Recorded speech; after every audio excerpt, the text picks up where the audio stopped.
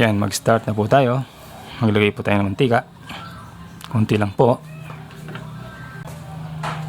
Ikalat po natin. Yan. Magsisiro po tayo ng chicken drumstick po yan. Yan. So gawin natin dyan, i-brown natin sila.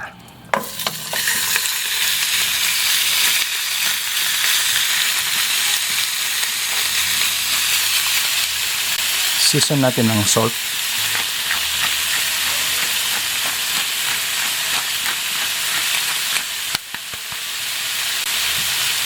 Meron din tayong pepper. Yan. Damihan po natin ng konti.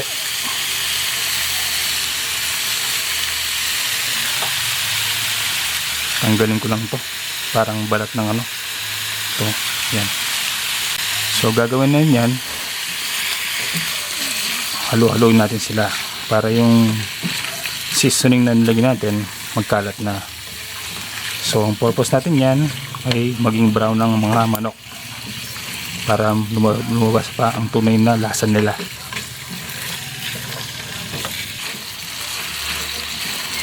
Makalipas ang 2 minuto, yan agad na sila nag-brown na.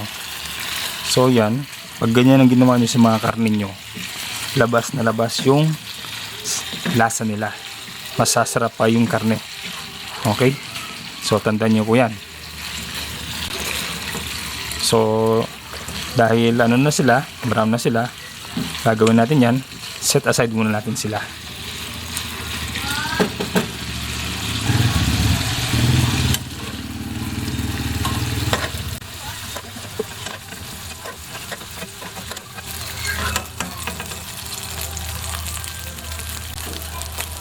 So next step natin, magigisa tayo ng luya. So sa luya, make sure gisa natin siya ng maigi. Mga 2 to 3 minutes para lumabas talaga yung lasa niya. Kasi manok yan So kailangan natin tanggalin yung lansa niya. Okay? Kung makalipas ang 2 minuto, yan maging brown na siya. Tapos amoy na yung yung luya. So mangyayari niyan, pagbabalik natin yung manok, tatanggalin niya yung lansa. Mas sasarap yung yung sabaw natin. So next step natin yan, ilalagay na po natin yung bawang at sibuyas. Sabayin na po natin. Ito po yung bawang, dinurog po siya ng maigi para hindi masyadong visible sa sabaw mamaya. Ganon din sa sibuyas, dinurog ko siya para mamaya hindi siya visible sa sabaw. So make sure gisadong gisado yan. Siguro gisa natin ng mga 1 minuto or 90 seconds para lumabas talaga yung lasa ng mga aromatics natin. Tandaan nyo po yan para mas masarap yung sabaw natin. Ayan, nakalipas ang 90 seconds, kung makikita nyo, medyo brown na yung bawang. Yung sibuyas naman, lumambot na. So, ang susunod nating step ay ibabalik natin yung mga manok na brown. Ayan.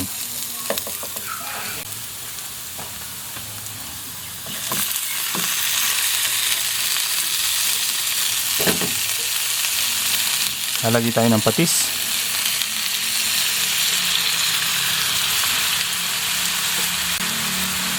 Titig pa tayo ng paminta.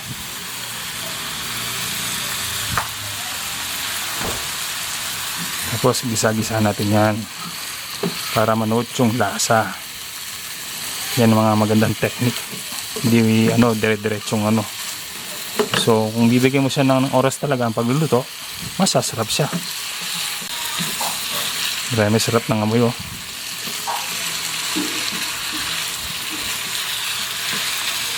So next step natin yan, takpan natin ng mga 3 minuto. Balik po tayo mamaya. Ayan, balikan po natin after 3 minutes. Ayan, pakita ko lang po siya ng malapitan.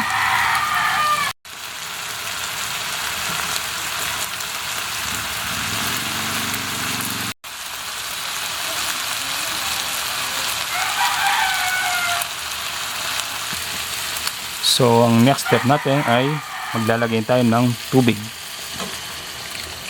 Yan.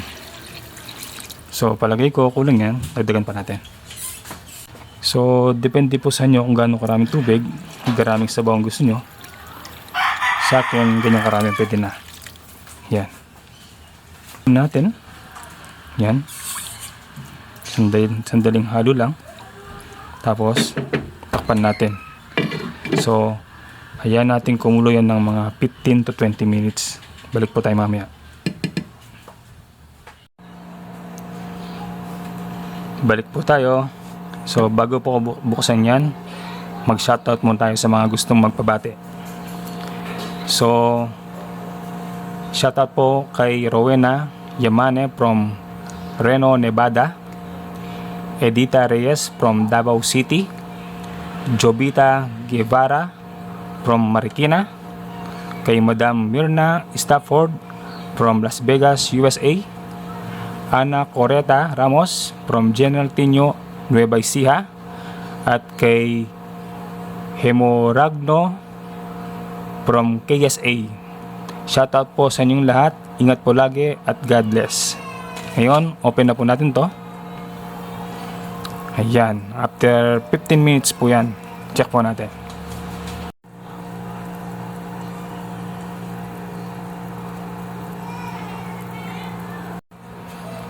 Paano nyo malalaman kung luto na yung mga karne nyo?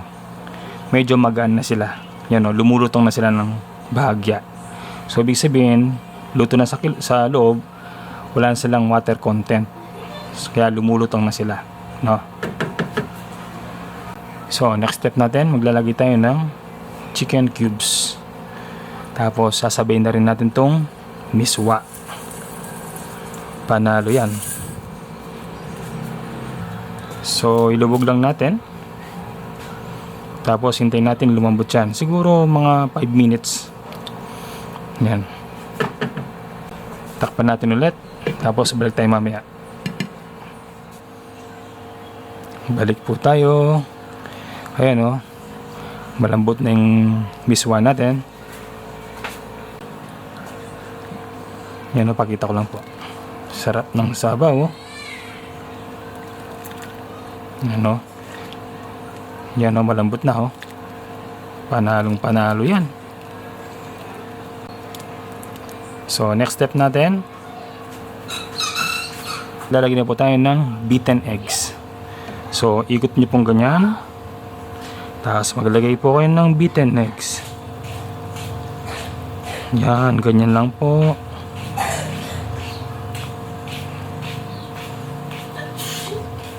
Tapos, maglagay ulit.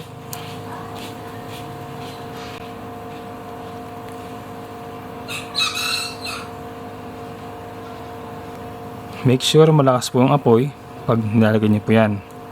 Para continuously iinit po yung sabaw natin. Kasi kapag nag-add tayo ng mga liquid, bumababa po yung temperature ng sabaw o ang mga niluluto natin. Yan, ganyan lang po. Sarap niya, no? Parang egg drop. So, takpan po natin ulit. Mga 2 minutes lang. Ayan. Balik po tayo after 2 minutes. Yung next step po natin ay ilalagay po natin tong mga patola. Ayan. Madali lang po lumambot yan. So it will take about 2 to 3 minutes lang po. Optional lang po, maglalagay tayo ng green chili. Yan. Kasi nakakasarap po ng amoy yan. May magandang aroma.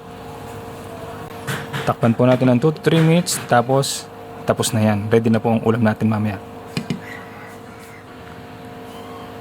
Balik po tayo. Yan. Ready na po ang ating ulam. Pakita ko lang po siya ng malapitan.